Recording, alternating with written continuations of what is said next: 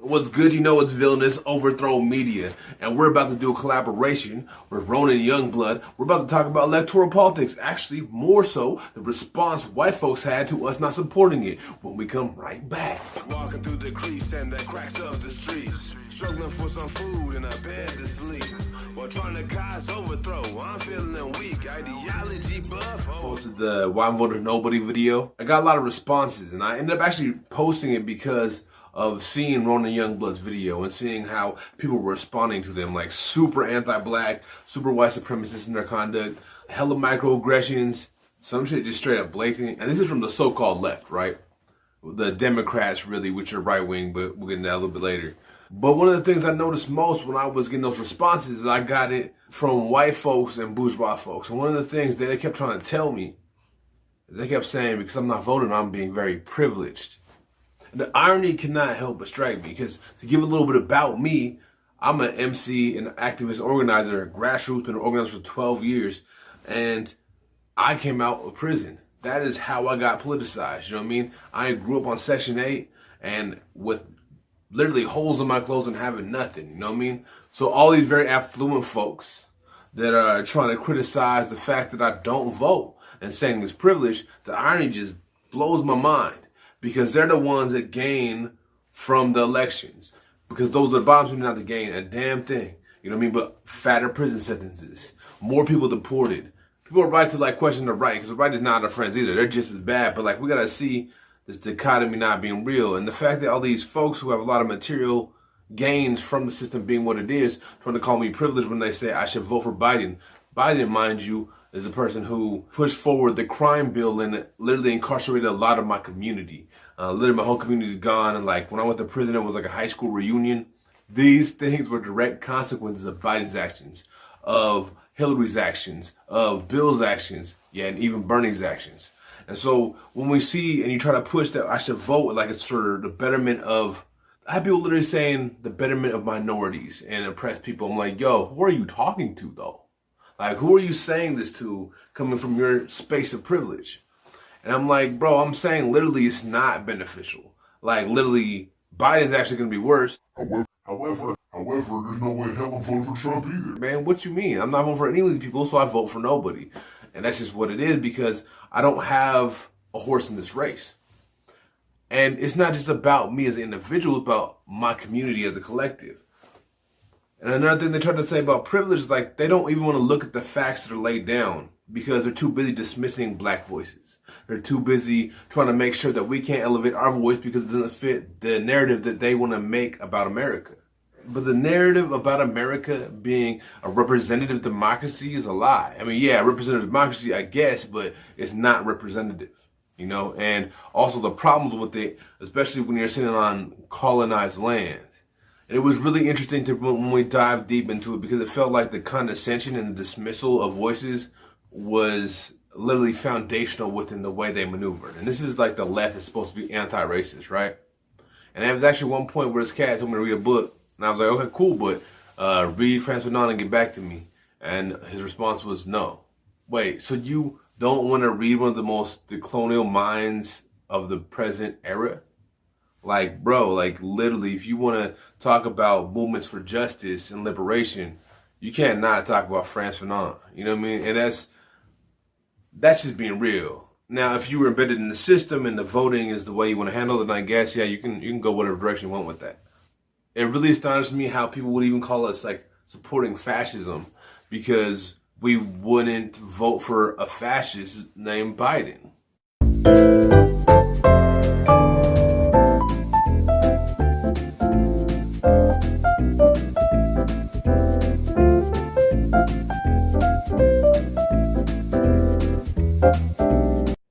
I'm like, yo, I'm not trying to vote for either one of these two fascists. And one of the things that dismissed a lot of the knowledge that we had shared when we're talking about fascism, I'm like, yo, the reason a lot of people don't consider this nation fascist is simply because we've been trained not to, right? That we've been trained that we're not the fascists, we're the good guys, but in reality, the foundation of it was completely fascist. Because even look to the neo-Nazis and so on and so forth, we see how they were inspired by the U.S. The U.S. laid that foundation. When you see this country from a black or indigenous perspective, you start to see that this country is very fascist and always has been. But the way we measure the metrics, and you even see it with the comments from people, the way we measure the metrics of what fascism is based off how white folks experience it. You know what I mean? It's not based off how anybody outside of the white experiences the reality. Because if it doesn't kill or make a genocide against white people, the genocides don't count. So, Ronan Youngblood, please tell me, what do you think of this? So we're gonna have to rewind a little bit in order to talk about what happened and how we got here. So firstly, I made a video talking about left tube media and how a lot of these channels for weeks and weeks on end, months and months on end, were putting out electoral propaganda. And what I mean by that was putting out content that wasn't critical of the electoral system in the way that it needed to be, while simultaneously mobilizing their audiences to vote and to take action in that way, as opposed to valuing direct action as something more necessary to the people. In this video, I talked about how harm is quantified by the state. So the things that happen to Black and Indigenous people at times are invisibilized, and neoliberal regimes have greater ability to invisibilize people and to invisibilize their harm and their wars and their actions. I also talked about how easy it is for white people to fall into erasure because we are surrounded by the state propaganda, which distances a lot of people, especially white people, from struggle. I also talked about specifically how leftists putting out this kind of content, this kind of pro-electoral content that wasn't critical, built consensus for further neoliberalism and for placation of the public. So people until this point had been fairly agitated, but electoral campaigns have a habit of draining that energy and draining people so that the grassroots movements are unable to make the moves they need to make after the election. I even cited examples of co-opted politicians and even leftist politicians who were in office and were unable to act in favor of the people or the way that they wanted to because of other obligations from the ruling class. The politician is always subject to the whims of the ruling class through other political actors, whether they be big money lobbyists, whether they be other politicians in their own party who are looking to enrich themselves personally. And finally, I talked about the level of freedom that we have and how that is dependent upon, again, like these determinations from the rich and powerful, and how these determinations are different for different groups of people. So when you're purporting something as harm reduction, just because your level of freedom goes up half a notch, you're not factoring in how that would work for other groups of people who live in other material conditions and how those conditions may worsen through your actions. To be honest, I didn't even say do vote, don't vote. My point was to be critical of electoralism as a whole, and that the left should not be putting out all this propaganda for a Biden administration, which we know is going to cause significant amounts of harm for Black and Indigenous people especially. Now, what I got from that video was more erasure from these people, more erasure from oblivious DSA bros and neoliberalism. Through their words, I realized that there was an incredibly inadequate amount of unlearning that's occurring in the left. So even though these people are engaging with all this theory, they're still not combating those state-led systems of hierarchy that are oppressing people, and they're still not internalizing how urgent abolition is for these communities. From all the comments I was reading, I was thinking, if I ever encountered these people in the street, I would never organize with them in my neighborhood. But then I realized that these people online were the same leftists who were trying to infiltrate my neighborhood, who were building these NGOs and these nonprofit organizations and siphoning energy. And because of that, I realized how dangerous this inability to listen is, this inability to unlearn white supremacy is. In truth, these internet reactions were magnified versions of the same tendencies I had witnessed in organizing spaces. And they're the same group of people. So of course the tendencies would be the same. This goes to my greater point from my video, which was that leftist media, left tube media, is not creating an adequate foundation for these people who are early on in radicalization or have just been learning about leftism online or in theory. They're actually just rebuilding an oppressive status quo, a white supremacist status quo. And I firmly believe that white supremacists and white supremacist tendencies do not belong in Black and Indigenous spaces and are incapable of creating safe spaces for Black and Indigenous people.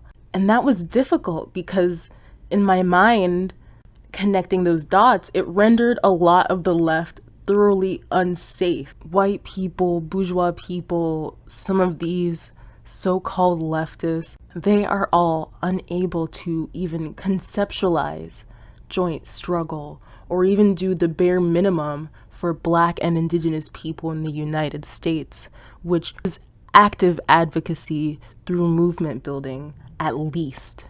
And then some of these comments would even preach down to me and people who would not vote generally, which to remind listeners is about half of the US population every election cycle on average. They would preach down and position themselves as smarter or wiser or more experienced as to how material conditions could change for us. Rebuilding respectability politics in the so-called left. Their words were so empty, almost like landlord logic or your boss, giving criticisms that they would never give to white creators or picking arguments that were never stated in the video and tagging them onto me. I thought of this phrase, internal locus of hierarchical thought. You know, it's kind of clunky, but it's basically your awareness of your privileges, your awareness of the material conditions for those most oppressed in your community. And people were just so out of touch. It was unbelievable. Absolutely unbelievable.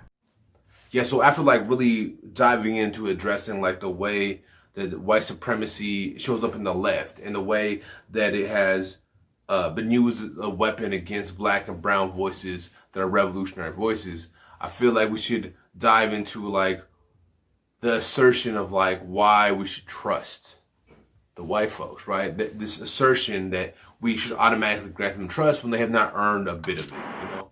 Hey, what's up? This is Ronan Youngblood. I'm so happy to be over here in Overthrow Media.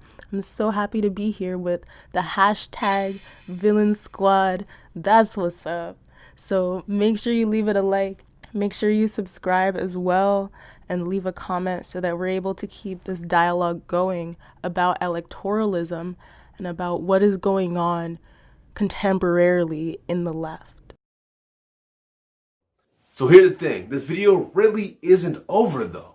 So we're gonna hop over to Ronan Youngblood's channel after this. After the outro, after the showing love to my patrons, make sure to click on the link and it'll lead to the second part of this video where we're gonna talk about how there's no obligation to trust white folks because they haven't shown themselves to be trustworthy. We're gonna go through even MLK, Malcolm's stances, and we're just really dive into this and like address how white folks need to reevaluate how they approach situations, especially about feeling entitled to our actions and our votes. All right, y'all. Catch y'all next video. Hop on over there. Walking through the crease and the cracks of the streets, struggling for some food and a bed to sleep, while trying to cause overthrow. I'm feeling weak, ideology buff over. What's poppin', Villain Squad? I hope you enjoyed this video. Make sure to leave a like if you did. You know what it is. Also, if you want to support this channel, go over to Teespring, cop some of this dope ass merch. You can also become a patron. Shout out to all my Patreons that kept the lights on thus far. All right, we out.